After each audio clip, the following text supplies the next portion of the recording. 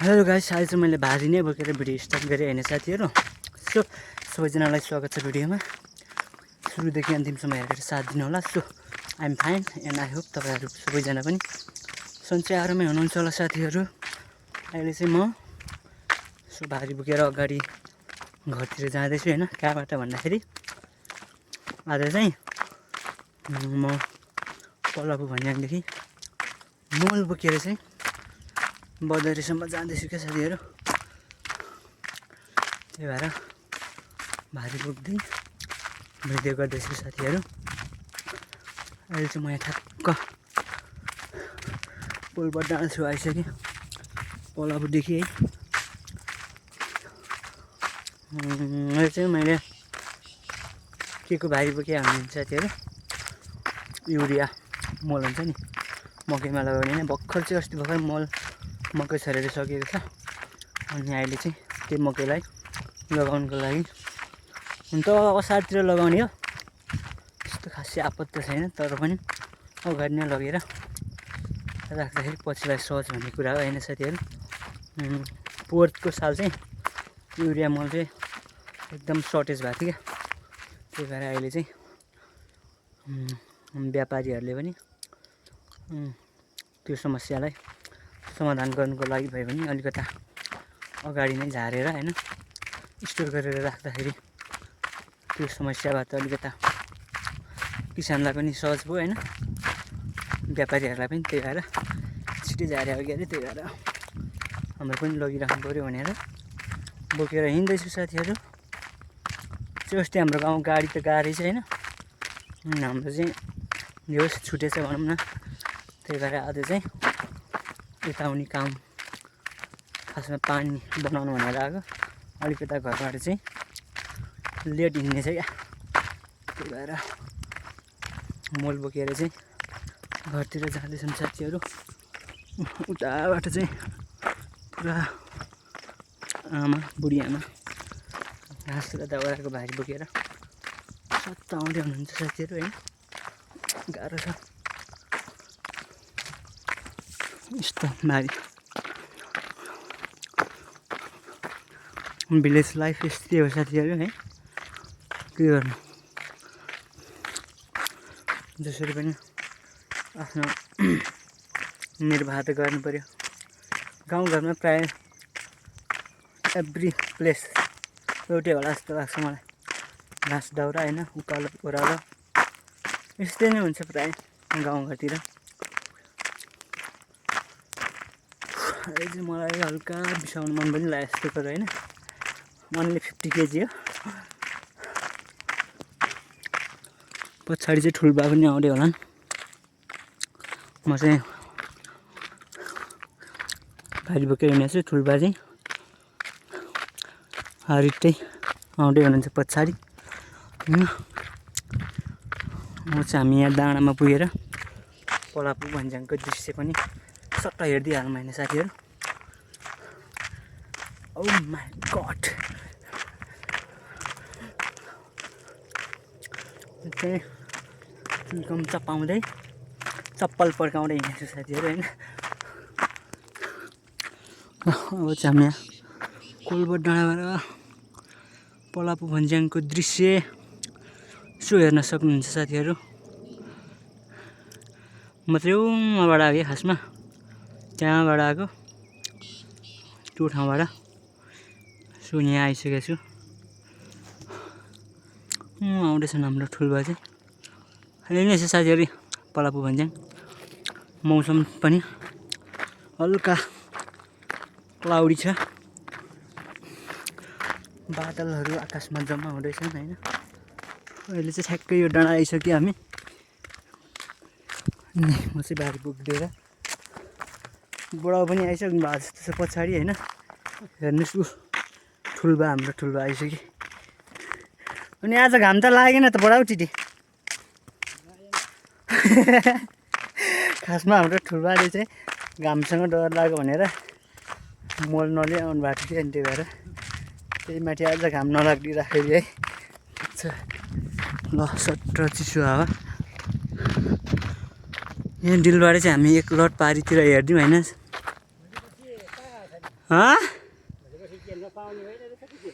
पाउने रहेछ तर मल त टन्नै स्टोर गरेर राखेको रहेछन्।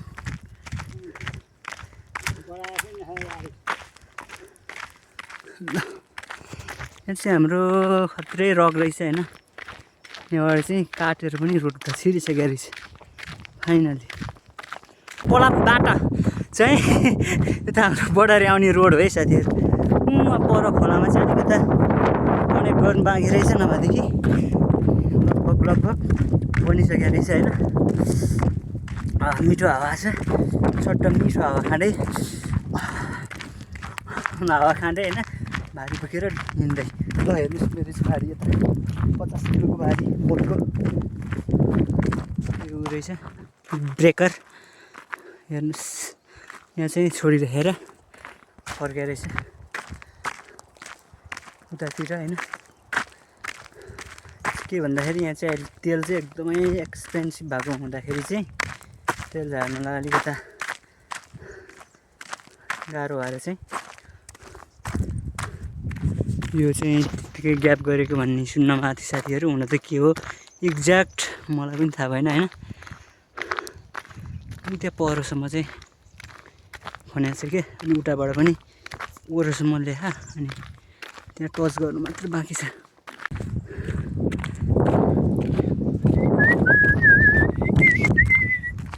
शीतल हावा चल्दैछ। गाउँको अर्गानिक हावा खानुमा पनि बेग्लै मजा छ नि साथीहरू होइन। जुन मैले त्यो भनेको थिएँ नि तपाईँहरूलाई होइन, रोड कनेक्ट हुने बाँकी भनेको चाहिँ यहीँ हो। ल हेर्नु त्यो पारीसम्म आएको छ होइन, त्यो पारीसम्म अनि यताको ठ्याक्क यहाँसम्म छ। लगभग 100 मिटर पनि छैन होला, 70-80 मिटर जति चाहिँ बाँकी छ रहेछ है। बाटो चाहिँ यस्तो छ।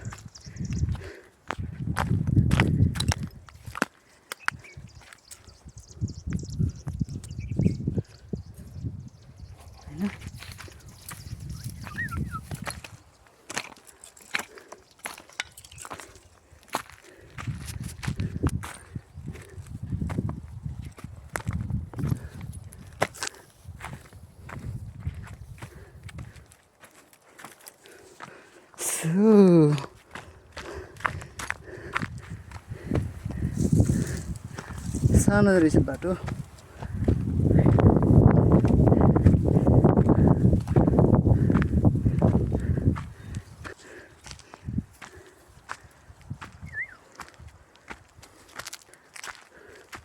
यस्तो ओह्रालो छ होइन। एक चिप्लो हो भने शिव खुलित भएर त रोडमा पछाडि पुग्ने खालको बाटो छ साथीहरू।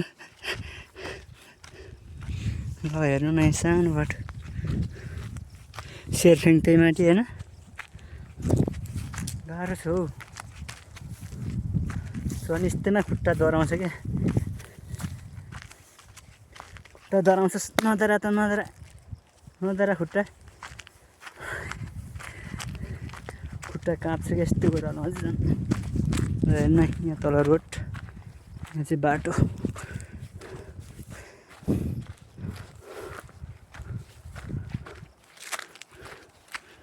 अहिले चाहिँ रोड झर्न लाग्यो।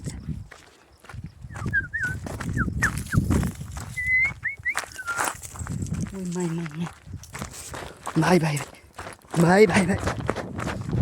फाइनली गाइस म चाहिँ घर पनि आइपुगिसकेँ होइन।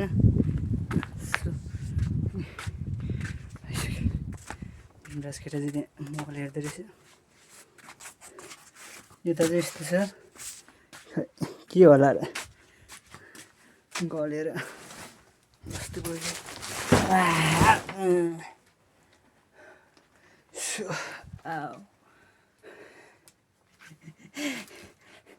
मनले चाहिँ सिधा गर्नु।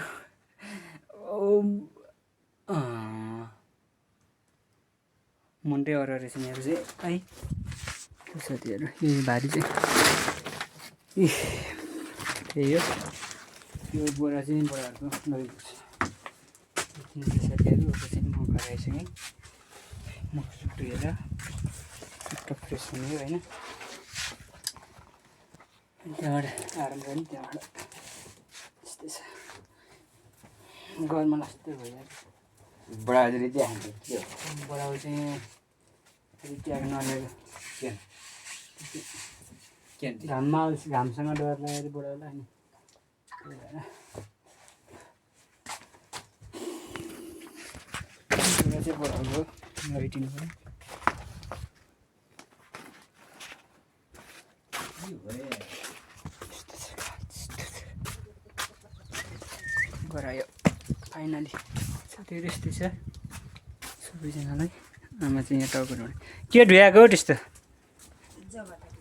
ए जगटा जगटा ढुयाएर आउने मान्छे चाहिँ जगटा ढुइरहनु भएको रहेछ होइन ठिक छ सो साथीहरू यस्तै छ चिसो हावा चलिरहेको छ होइन सबैजनालाई थ्याङ्क्स फर वाच भिडियो आजको लागि यति नै हुनेछ साथीहरू फेरि हाम्रो फेरि नेक्स्ट ब्लगमा हुनेछ साथीहरू सुस्वास्थ्य रहनु होला मस्त रहनु होला व्यस्त रहनु होला धन्यवाद बाई बाई